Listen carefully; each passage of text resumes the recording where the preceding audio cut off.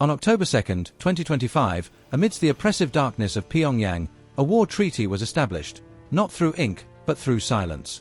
Two factions, two voices, united by a singular, ruthless ambition to breach Ukraine's defenses prior to the onset of the first snowfall.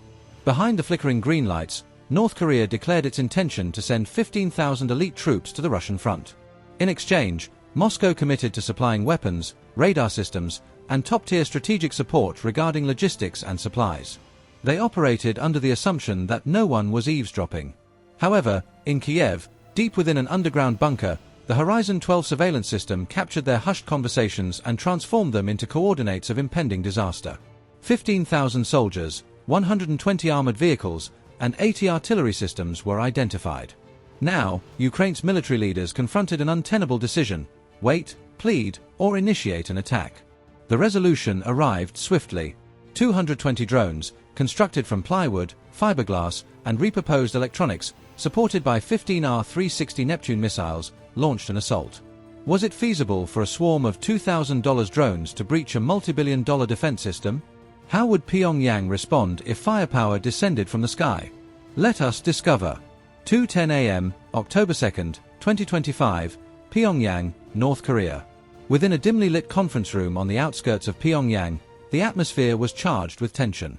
The sole illumination came from a flickering green lamp positioned on a table cluttered with satellite maps, military charts, and encrypted documents labeled Top Secret, Kursk Line. Outside, the night remained tranquil. Inside, history was in the process of being rewritten.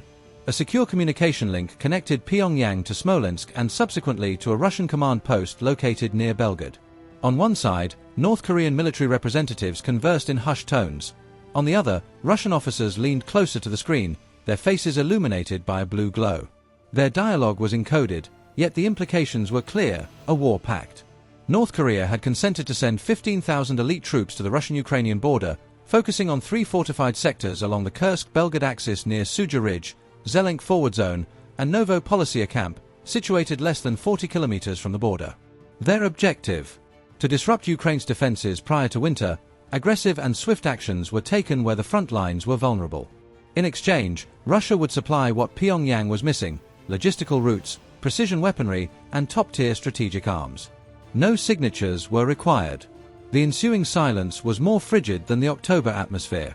If accurate, the figures were astonishing: 15,000 troops, 120 armored units, and over 80 artillery pieces accumulating near a tense border. Should this partnership endure, the equilibrium of Europe could shift in an instant. However, what neither party comprehended was that their hushed discussions were not lost to the void. In Kiev, a classified surveillance system, Horizon 12, captured snippets of the coded communication: coordinates, voices, deployment timelines, all documented, all scrutinized. Somewhere in a dimly lit room within Ukraine's military intelligence headquarters, a red light flickered. The secret was no longer theirs. As the clock struck 2:30 a.m., the room in Pyongyang descended into darkness, leaving only the reverberation of a scheme that could set an entire continent ablaze. What actions would Ukraine take regarding this clandestine agreement between Moscow and Pyongyang? 3:26 a.m., October 3, 2025, Kharkov region, Ukraine. The control room at the Ukrainian military intelligence facility was engulfed in chaos. Walls adorned with monitors emitted a blue light that illuminated faces weary from sleepless nights. A recording, clear yet grainy, pervaded the atmosphere: voices in Russian and Korean, timestamps, and a series of coordinates scrolling across the primary display. The intercepted document was labeled Horizon 12, Intercept Number 47. Anyone who believed this was merely a minor victory was mistaken. The file resembled an earthquake contained within a USB drive. Analysts recited figures as though they were reading from a death row list: 15,000 foreign troops accumulating along the Kursk-Belgrade border, 3 forward bases pinpointed within mere kilometers of the Ukrainian frontier, an estimated 120 armored vehicles and 80 artillery systems prepared for deployment, along with fuel and ammunition convoys sufficient to support a campaign for several months. Each statistic landed in the silence like a heavy stone. The Emergency Council convened for less than 15 minutes. The generals outlined 3 distinct options: wait and observe, escalate the issue through diplomatic channels and international courts, or take immediate and decisive action to prevent the border from becoming a unified front. The discussion was animated yet tense. Delaying could lead to stagnation, diplomacy could result in postponement and confusion, taking action could lead to escalation. The circumstances were unclear. Civilian lives were in jeopardy, and the council recognized that statements from Kiev or Brussels might arrive too late as the armored columns advanced. At 4 a.m., President Zelensky's Defense Council made a declaration that would influence the next century of warfare: strike first. Ukrainian engineers were activated under Project Ghost Wings. Within 24 hours of sleepless effort, 220 homemade UAVs were constructed from repurposed electronics and 3D printed fuselages, each costing under $2,000. 70 of these were fitted with electromagnetic jamming pods to disrupt radar. 150 were suicide drones equipped with 20 kilograms concrete-piercing warheads. Additionally, there were 15 modified R-360 Neptune cruise missiles, each containing a 300 kilograms explosive core. The strategy was bold. Initially, jammers would generate a wave of electronic disruption across the Kursk-Belgorod forward belt border. Subsequently, kamikaze drones would descend upon North Korean barracks. Ultimately, Neptunes would strike with the force of thunder, completing what the swarm had initiated. By 4:45 p.m., the countdown was established. Ukraine would not postpone the invasion. For the first time since the onset of the war, Kiev would compose the next chapter in the adversary's tactical manual, and it would be inscribed in flames. Could Ukraine's swarm of improvised drones alter the dynamics of warfare, or would they be overwhelmed by 15,000 North Korean soldiers? At 5:10 a.m. on October 4, 2025, Operation Ghost Wings commenced. The atmosphere above Novopoli, a forward base on the Kursk-Belgorod line situated less than 40 kilometers from the Ukrainian border, was eerily silent, the deceptive tranquility that invariably precedes calamity. From the eastern treetops, 70 Ukrainian jamming drones ascended like stealthy hunters, hovering merely 60 meters above the earth, navigating through mist and darkness. Their objective: to obscure the battlefield. Each UAV was equipped with a homemade electromagnetic warhead constructed from microwave transceivers, industrial capacitors, and modified signal amplifiers, rudimentary, inexpensive, lethal. At 5:13 a.m., the initial wave arrived. In mere seconds, the complete electromagnetic spectrum was rendered inoperative. The Russian S-500 Prometey and North Korean KN-06 systems, which were intended to monitor hypersonic threats, were incapacitated. Radar displays turned blank. Targeting systems rotated aimlessly. Operators shouted in alarm as phantom signals inundated the network. Within 87 seconds, the region's esteemed defenses transformed into a digital wasteland. Searchlights illuminated the sky, and chaos ensued. Rebooted interceptors surged forward without direction. Over 20 missiles were launched, obliterating numerous drones, but the primary assault had yet to commence. At precisely 5:19 a.m., the event unfolded. 150 suicide drones descended from the south, flying in disorganized formations. The assault was algorithmic, lacking central command and predictive modeling. 9 strike groups, each assigned to target a distinct section of the tri-border base, executed their missions. The radar shaft disintegrated upon impact, missile carriers and air defense systems ignited. In under 180 seconds, 27 KN-06 launchers were annihilated. The command vehicle was destroyed mid-air. At 5:25 a.m., the sky erupted.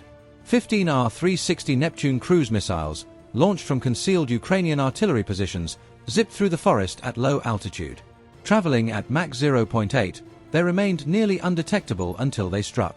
A 90,000-gallon fuel depot disintegrated instantaneously, visible from 30 kilometers away. Ammunition storage facilities detonated in a cascading explosion, dispersing debris across a 2.5-kilometer radius. A food storage facility, which supplied 10,000 troops, was consumed by flames.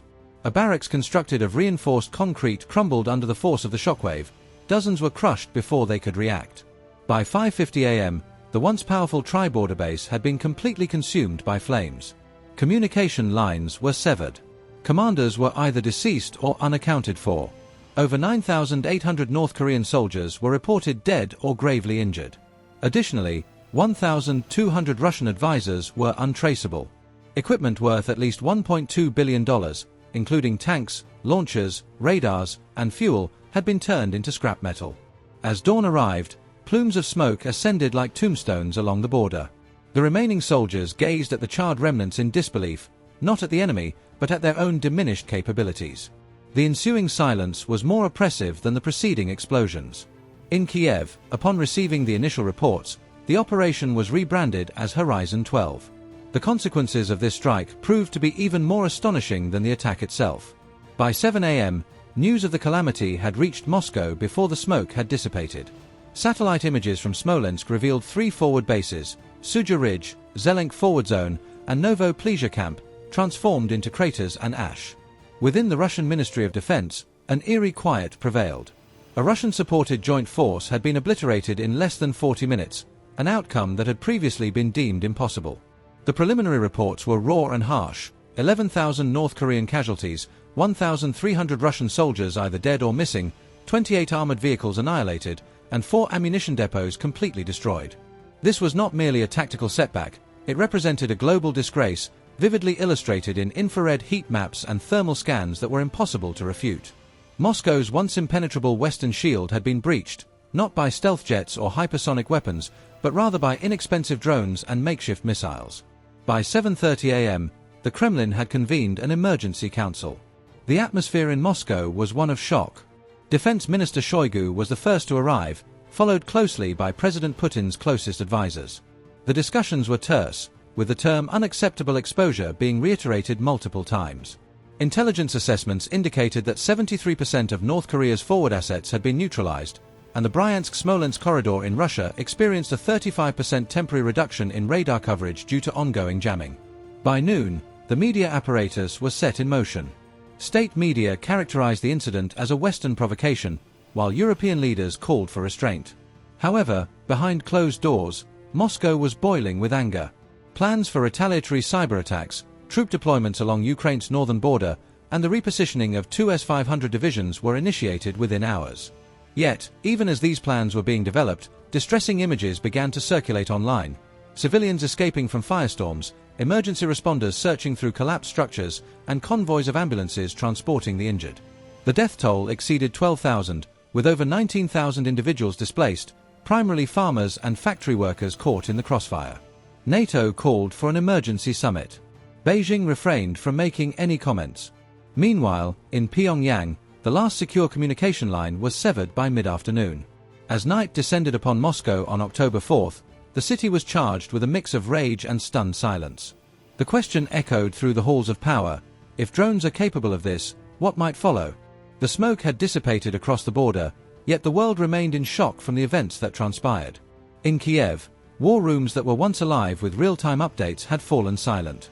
The screens displayed not explosions, but rather data, satellite imagery, intercepted communications, and casualty heat maps.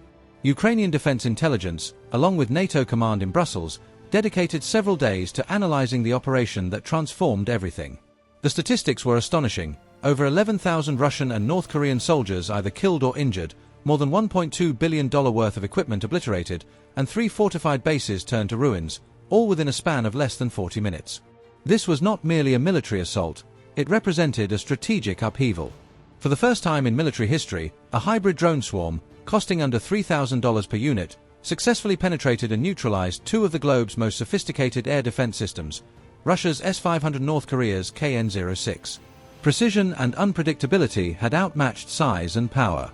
A NATO analyst in Brussels aptly remarked, "The era of asymmetric warfare has only just commenced."